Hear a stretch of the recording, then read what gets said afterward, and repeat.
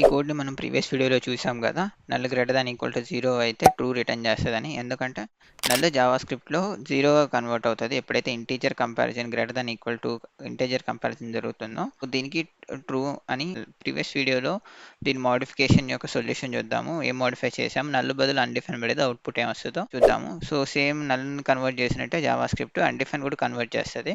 But నల్‌ని 0గా convert చేస్తది గానీ అన్‌డిఫైన్‌ని 0గా convert చేయదు. అన్‌డిఫైన్‌ని ఏం కన్వర్ట్ చేస్తదంటే నాన్‌గా కన్వర్ట్ చేస్తది జావాస్క్రిప్ట్‌లో. నాన్ అంటే ఏందంటే నాట్ ఏ నంబర్ అనమాట. సో, ఇది నంబర్ కాదు కాబట్టి దిస్ నంబర్ కాబట్టి ఈ ఈక్వాలిటీ ఏమవుతది ఫాల్స్ అయిపోతది. సో, నల్ అయితే ట్రూ అవుతది. ఎందుకంటే నల్‌ని 0గా కన్వర్ట్ చేస్తుంది కాబట్టి అన్‌డిఫైన్‌ని నాట్ ఏ నంబర్‌గా కన్వర్ట్ చేస్తుంది కాబట్టి ఇది కండిషన్ సాటిస్ఫై అవ్వదు కాబట్టి ఫాల్స్‌గా కన్వర్ట్ అవుతది. ఒకసారి రన్ చేసి చూద్దాం. ఓకే. ఫాల్స్.